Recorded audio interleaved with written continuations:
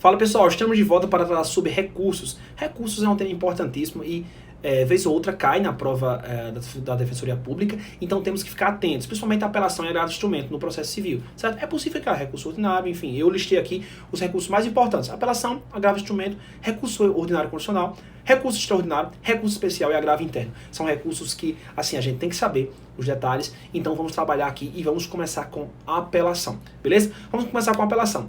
A apelação é o recurso, assim, mais provável de cair em uma segunda fase. Por quê? Porque nele é possível que a gente trabalhe a quantidade de teses, assim, infinitas, né? Há muitas possibilidades durante o processo inteiro, vamos supor, tiveram nulidades, assim, então a gente tem que observar essas nulidades, observar se essa nulidade foi analisada pelo juiz, porque se for analisada pelo juiz ela vira mérito, ela deixa de ser um preliminar para ser mérito, certo? Então temos que ter muito cuidado com a apelação, a questão da interposição, a questão do prazo, do contagem do prazo, não confundir com o processo penal, porque o processo penal, a apelação, eu posso interpor primeiro, fazer a interposição, depois as razões, eu posso apresentar primeiro a interposição e depois de tantos dias eu posso apresentar as razões. Isso não existe no processo civil, tenho que apresentar tudo ao mesmo tempo, beleza? Vamos começar. Interposição. Você vai interpor a apelação do juiz que proferiu a sentença, né? Da sentença cabe apelação e isso não é novidade mais para ninguém, né? Então, veja bem. Primeiro, conceito de sentença, pessoal. O que é sentença? Sentença é o ato do magistrado que, com fundamento no artigo 485 ou 487, ele põe fim ao processo de cognição, né? Ou extingue a execução. Então, veja bem. Se for uma sentença que extingue a execução, cabe apelação também. Ou se ela encerra a primeira fase do processo, né, que é a fase de cognição, porque hoje, com o sincretismo processual, eu tenho uma fase de conhecimento e uma fase de execução, né, dentro de um processo só. Antes eu tinha uma fase de conhecimento e tinha que ter um processo de execução, né, mas agora, já faz um tempo já, que eu tenho o sincretismo processual, ou seja, eu tenho a execução como fase de um processo, né, eu tenho um título, né, na verdade, eu tenho um processo de conhecimento e o juiz condena o réu, certo? O juiz condenou o réu. Tem uma sentença. Antes eu tenho que pegar essa sentença e ajuizar uma nova ação, uma ação de execução. Olha que coisa sem sentido. Eu tenho dois processos. Um para o juiz declarar o direito e um para o juiz satisfazer o direito. Olha que coisa doida, porque eu perdi muito tempo. Agora não, eu tenho conhecimento, sentença e com a petição de cumprimento de sentença eu dou cumprimento ao meu direito, satisfaço o meu direito, né? Então vamos lá. Interposição. Onde eu interponho a minha apelação. A sua apelação, obviamente, ela vai ser interposta no juiz que proferiu a sentença. Então, vamos supor que o juiz da primeira vara de Brumadinho, ou da primeira vara de Natal, ou primeira vara de... Enfim, o juiz que proferiu a sentença, ele vai ser competente para receber essa apelação, né? Você vai interpor a apelação endereçada ao juiz, colocar processo número tal, apelante tal, apelado tal, certo? Fazer a sua qualificação, fulano e tal, já qualificado nos autos, vem interpor, apresente, e aí cuidado para dizer opor, né? Interpor, apresente a apelação, com fundamento no artigo tal, né? Pronto. Aí você vai colocar embaixo, na mesma página, requer a intimação da parte contrária para ofertar as contrarrazões, né? E o imediato envio dos autos ao tribunal, independente de preparo, certo? Em razão da gratuidade e independente de juiz de admissibilidade. Por quê? Porque antes, o juiz de admissibilidade, com o CPC de 1973, era realizado pelo juiz. Então, eu interpunha a apelação, né? Interpunha a apelação e o juiz, ele intimava a parte contrária para apresentar contra as razões. Chegadas contra as razões, vamos supor, do Ministério Público, né? O Ministério Público apresentava as contra-razões, se ele fosse apelado, e o juiz ia analisar fazer o exame da admissibilidade, né? Então, esse exame da admissibilidade, ele ia olhar preparo, né? Os requisitos extrínsecos e intrínsecos, né? Regularidade formal, se estava dentro do prazo, enfim, e analisar essas coisas. Se tinha legitimidade, cabimento. Se tivesse tudo ok, a massa, perfeito, remitir os autos para o tribunal. Hoje, não. O juiz intima as partes, intima, no caso, o apelado para apresentar as contrarrazões e os autos sobem para o Tribunal de Justiça, independente do juiz da admissibilidade. Chegando lá, o juiz faz o exame, o desembargador, relator faz o exame da admissibilidade, né? Mas essa admissibilidade é feita no segundo grau e não no primeiro grau, certo? Então você vai pedir o quê? Vou repetir, intimação da parte contrária para apresentar contra as razões e imediato envio ao tribunal, independente de juiz de admissibilidade, certo? E também você vai requerer que não seja juntadas as custas, porque o seu assistido é hipossuficiente e ele tem a gratuidade judiciária, certo? Beleza? Até aqui? Beleza, essa vai ser a sua interposição. Você vai assinar, local, data, pedir deferimento e local, data, defensor público, certo? Na outra linha ou na outra página, porque geralmente isso dá só uma página, né? Você pode estar na outra página, das razões, né? As razões são endereçadas ao Tribunal de Justiça, né? É como se essa interposição fosse uma folha de rosto e as razões fossem realmente o conteúdo, né, endereçado ao Tribunal de Justiça. Então você endereça a interposição para o juiz que profere a sentença e as razões para o juiz de segundo grau, no caso do Tribunal de Justiça, né? Aí você vai colocar Igreja, Câmara, ilustres desembargadores, ínclitos, relator, enfim, isso aí é uma formalidade que cada um escolhe de um jeito, outros faz de outro. Eu não gosto de engessar isso, porque senão sai todo mundo fazendo do mesmo jeito, e o examinador pega tudo do mesmo jeito, e aí já cria uma antipatia, né? Se você Igreja, Câmara, ilustres desembargadores, enfim, e ínclito representante do Ministério Público, no caso, se ele atuar, evidentemente, no processo, né? Preliminares, você vai fazer aquele mesmo lance que a gente estudou lá sobre as preliminares na ação de conhecimento. A mesma ideia, né? Vamos fazer as preliminares. Só que tem umas preliminares diferentes. Por exemplo, cabimento, tempestividade, né? Você vai abrir um tópico. Você pode abrir um tópico só, do cabimento e da tempestividade. Você vai falar por que cabe apelação.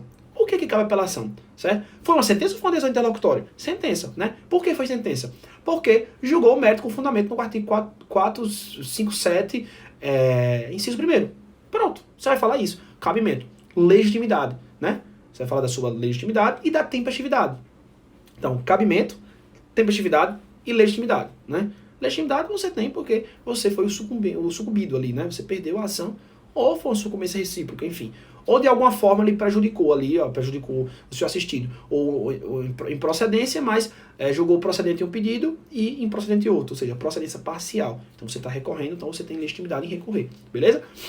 Tempestividade. Você vai falar sobre a questão do prazo. O prazo para a apelação é 15 dias. Basicamente, todos os recursos são 15 dias e com exceção dos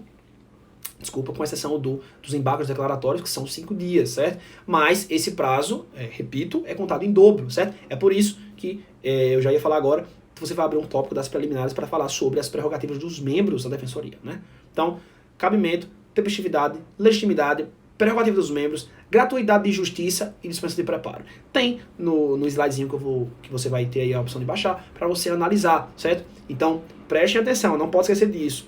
Nos recursos, diferente das petições iniciais, eu tenho que mostrar cabimento, tempestividade, até porque trabalha-se com prazo, né? Você vai mostrar, como a gente já falou na contestação, como você chegou nesse prazo, né? Conta-se os dias úteis e o prazo é em dobro. Você vai demonstrar como você chegou nesse prazo, né?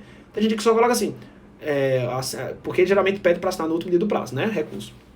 Que é justamente para dificultar a vida do candidato. E aí o cara vai e fala, não, o recurso é tempestivo porque protocolado no dia 19 de junho. E, rapaz, assim, é complicado. Por quê? Porque você tem que demonstrar como você chegou ali, né? Se tiver um feriado, você vai ter que explicar. Feriado, dia tal, né? Não contou, só contou os dias úteis, e teve início dia tal, então termina dia tal, portanto o recurso é tempestivo porque foi protocolado dentro do prazo recursal. Simples, só isso.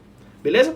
E aí, vamos fazer os fatos. Você vai fazer os fatos, senão a questão não vai dispensar. Se a questão, quando eu falo questão, eu estou falando da peça, do enunciado. Se o enunciado dispensar, você vai dispensar. Se não, você vai ter que fazer. Mas lembrando, se for dispensar, bota dos fatos, né? 1.0, por exemplo, ou 2.0, ou 2 pontos só. E você vai colocar fatos, aí, entre parênteses, dispensado. E aí, fundamentação jurídica já, né, na segunda fase.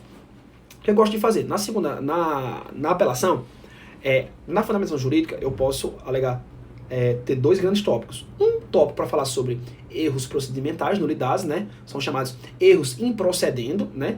Error improcedendo, né? Error com o R no final. E o erro de mérito. O juiz apreciou alguma coisa errada, que é o famoso erro injudicando, né? Então, tô falando assim, eu gosto de abrir 2 grandes tópicos. Eu sempre fiz isso.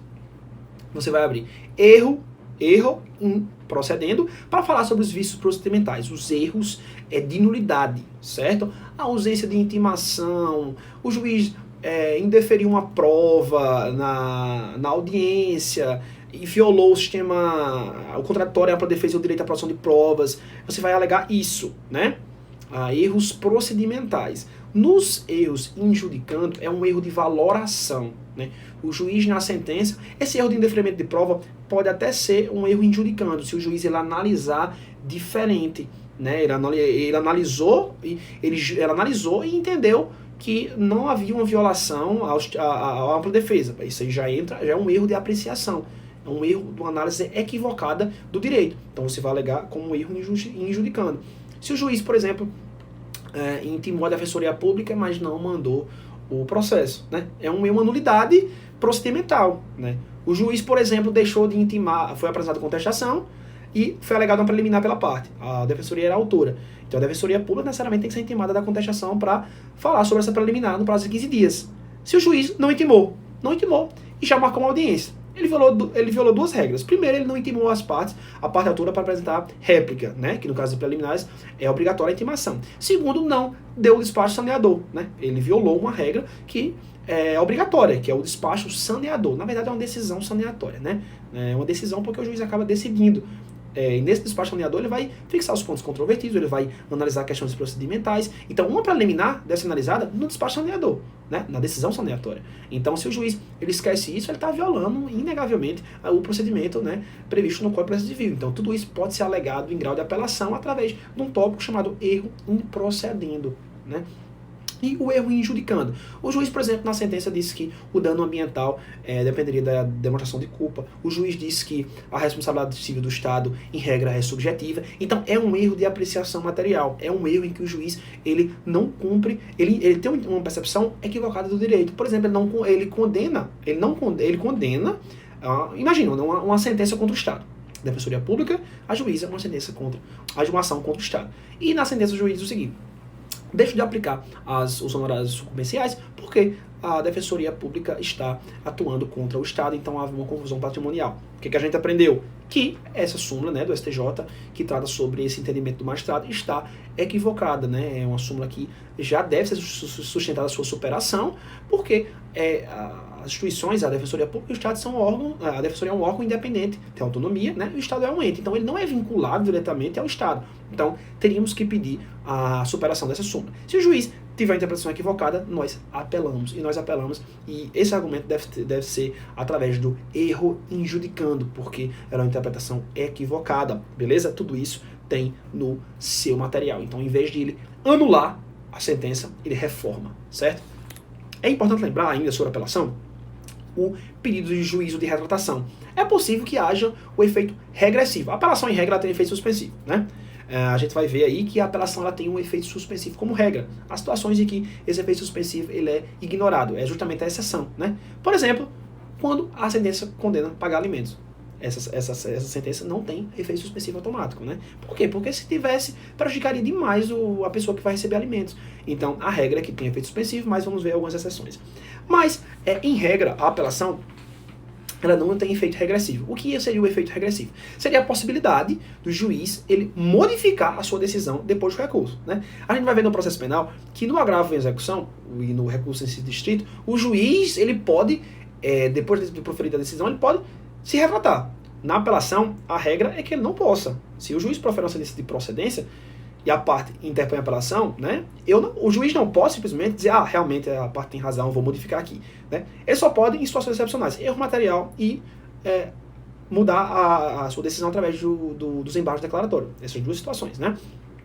Erro material, o juiz se equivocou, enfim, pode alterar. E embargo de declaração, a mesma coisa. Só que o juiz de retratação, ele é possível em algumas situações. Como? Pessoal, isso é muito importante para a sua prova. Juízo de retratação na apelação em algumas situações. Primeiro, improcedência liminar.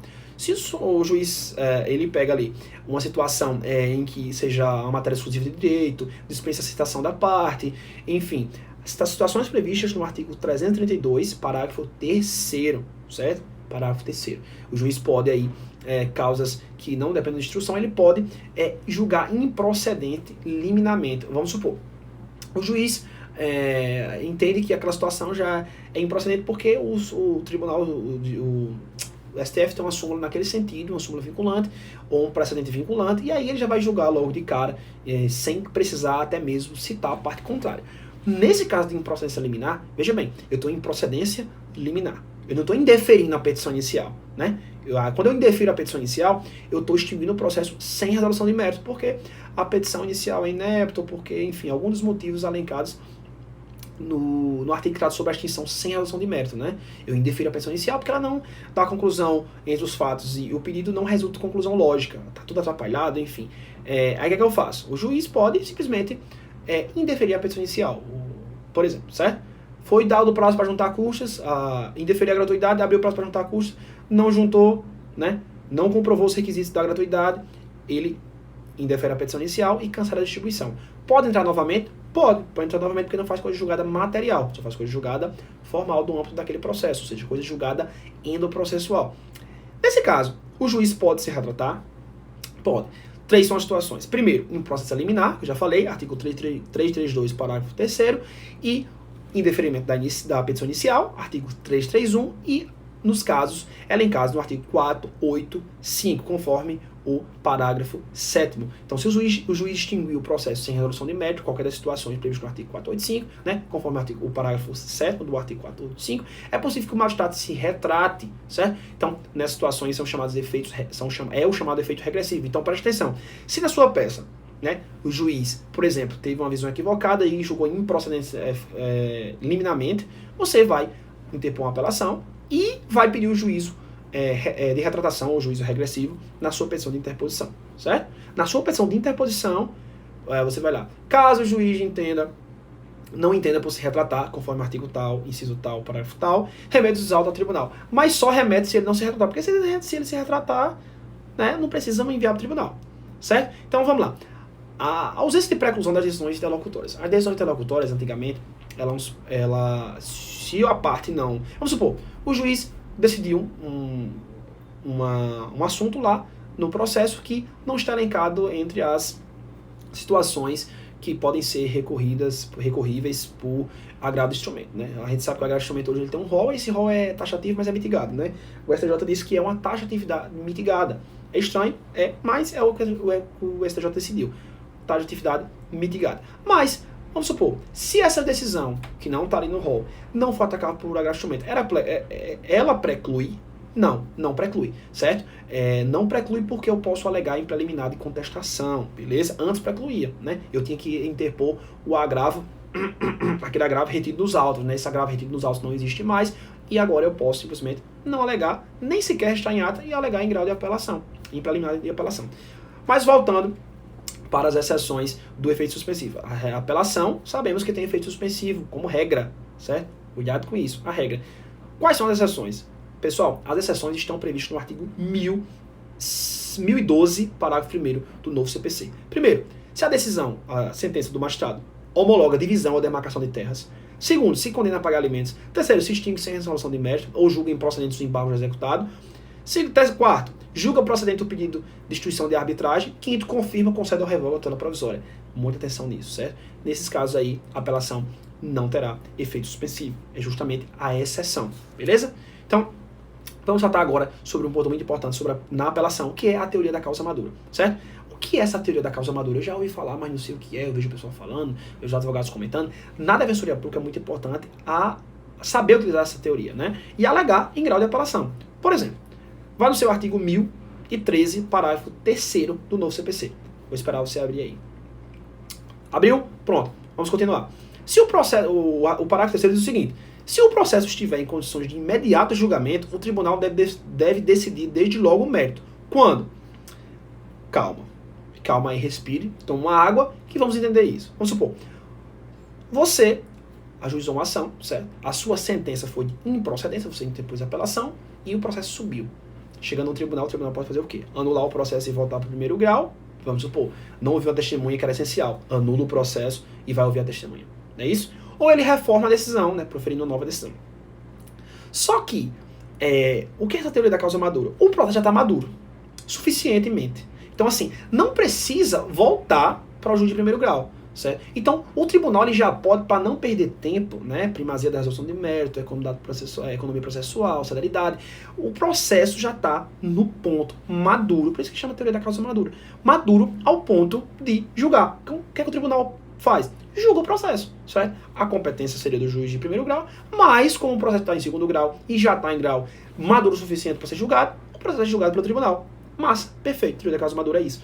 Isso se aplica não apenas na apelação, mas também no agravo de instrumento. Importante lembrar que isso é aplicável também no agravo de instrumento. Vamos ver mais na frente. Então, em que situações pode ser? Aí o parágrafo 3º do artigo 1013 diz: quando a sentença fundada no artigo 4 for fundada no 487, né, ou seja, na extinção sem resolução de mérito, né, então o tribunal pode, na verdade, modificar essa decisão para já julgar. Vamos supor, extinguir o processo de resolução de mérito por ausência de interesse processual. Só que lá no tribunal percebe-se que, na verdade, tinha interesse processual suficiente, mas o juiz não julgou. Então, o tribunal pode, de logo, de acordo com o conteúdo da causa madura, se tiver maduro o suficiente, julgar o recurso, certo? Julgar o recurso e julgar logo o processo. Inciso segundo, decretar nulidade da sentença por não ser ela congruente com os limites do pedido da causa de pedir, né? No caso de sentença extra, ultra ou citra petita, né? Você recorre, o tribunal pode já imediatamente julgar de logo sem remeter o processo em primeiro grau. Aí o inciso terceiro, constatar a omissão no exame de um dos pedidos, né? Imagine que o juiz ele não apreciou, foram feitos 2 pedidos, né? Dano moral e dano material. O juiz esquece de analisar o pedido de dano moral e é a parte e recorre, né? Em vez de por exemplo, de opor um desembargo de declaração, ele vai interpor uma apelação. Cuidado com a nomenclatura, eu acabo confundindo às vezes, mas é natural. Cuidado com o que a gente falou lá atrás, sobre o tecnismo, certo? Então, se não esqueceu de analisar um dos pedidos, o que é que você vai fazer na apelação? Pedir, conforme a teoria da causa madura, 1013, parágrafo 3º, inciso terceiro, vai pedir o julgamento imediato do processo, né, porque já está maduro o suficiente para a apreciação do pedido.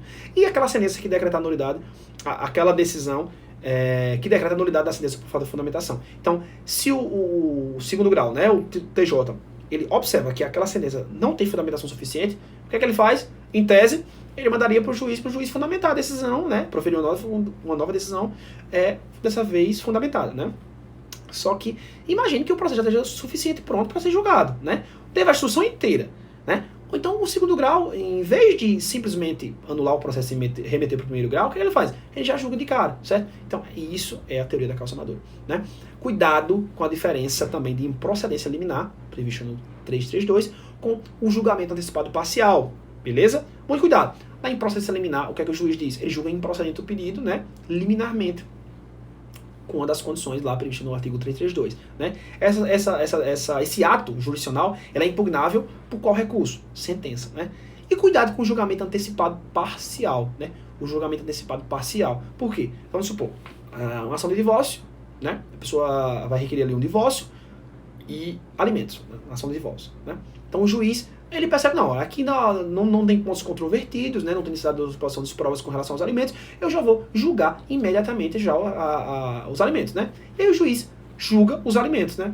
Julga os alimentos e deixa o processo continuar com relação ao divórcio. Na verdade, julga o divórcio e deixa o processo tramitar com relação aos alimentos, né? Que o divórcio é um direito potestativo, não há muito o se contestar. Vai ser conferido o divórcio e vai se decidir a respeito dos alimentos, né? Foi uma sentença parcial, né? Julgamento antecipado parcial, né? Eu julgo o pedido, mas parcialmente. Não é procedente parcialmente, é o julgamento antecipado parcial, né? Eu não concedi um pedido e neguei outro, né? Isso aqui é a procedência parcial, né? No julgamento antecipado parcial, eu analiso um pedido e deixo o outro para analisar posteriormente. Por quê? Porque as condições já estão aptas, né? Eu já consigo julgar aquele processo sem necessidade de instrução probatória, enfim, ou o réu é revel, alguma dessas situações, certo? Então, essa decisão, ela é impugnável por agravo de instrumento, certo? E a improcedência liminar ou a procedência parcial, né? No caso do juiz, tinha 2 pedidos, o juiz concede apenas um e nega o outro. Aqui é sentença, né? Cuidado, né? Cuidado com esses detalhes. Procedência parcial, o juiz analisa os 2, mas nega um, certo? Beleza. No julgamento antecipado, existem 2 pedidos, o juiz só aprecia um e deixa o outro para apreciar depois, quando o processo já estiver mais alto para julgamento. Aqui, agravo de instrumento. Então, muito cuidado com isso, porque isso pode influenciar na sua peça. Se era uma apelação e você fez um agravo, meu amigo, é muito difícil a situação. Geralmente eles zeram, né? Zeram a sua peça. Geralmente, né? Vamos lá. Os pedidos, né? Os pedidos na sua apelação. Pessoal, muito cuidado na sua apelação. Você vai ter que fazer um pedido específico. Não vai fazer um pedido genérico de conhecimento e de provimento. Você não vai fazer isso. Você vai fazer um pedido, né, organizado. Você vai pedir conforme a gente trabalhou nas iniciais, você vai pedir o deferimento da liminar, do efeito suspensivo, se não tiver já automático, né? Você vai pedir efeito suspensivo, Você vai pedir o que mais? O deferimento da gratuidade judiciária, a observação das prerrogativas da defensoria, certo? Você vai pedir o reconhecimento já no duplo efeito, no efeito suspensivo, no efeito devolutivo. O que mais? Deixa eu ver aqui. Acolher a preliminar de nulidade para anular o processo, ou a teoria da causa madura. Você vai ver o que... Não tem como a gente falar assim absolutamente tudo, né? Porque vai depender da situação. Aí você pede inicialmente a nulidade do processo, caso o juiz não reconheça todas as preliminares de nulidade, que ele reforme a decisão, considerando o mérito, certo? Então é basicamente isso. Aí você vai pedir o conhecimento do recurso, não confunda conhecimento com provimento, né? Você já viu falar que as pessoas falam assim, como é que o juiz ele conhece do recurso e nega provimento? São incompatíveis. Não, pessoal, é porque conhecimento tem a ver com o exame da admissibilidade. Às vezes, ele analisa a admissibilidade, né? Tá tudo certo com relação a prazo, com relação a preparo, com relação a todas as regularidades formais, legitimidade, cabimento, mas no mérito a pessoa não tem direito. Então isso é que eu conheço o recurso, porque ele preenche todos os requisitos da admissibilidade, mas no mérito eu nego provimento. Então cuidado com o tecnismo. Você vai pedir o conhecimento do recurso, para que o recurso seja conhecido, porque preenche os requisitos legais, né, cabimento, tempestividade, enfim, regularidade formal, e no mérito que seja dado provimento, né? Porque o provimento é matéria de mérito, diferente do conhecimento, que é matéria de admissibilidade. Beleza? Então, é isso sobre a apelação. No próximo vídeo vamos falar sobre agravo de instrumento. Tome uma água, coma uma bolachinha creme crack ou um cuscuzinho, que a gente volta já. Um abraço, meu amigo.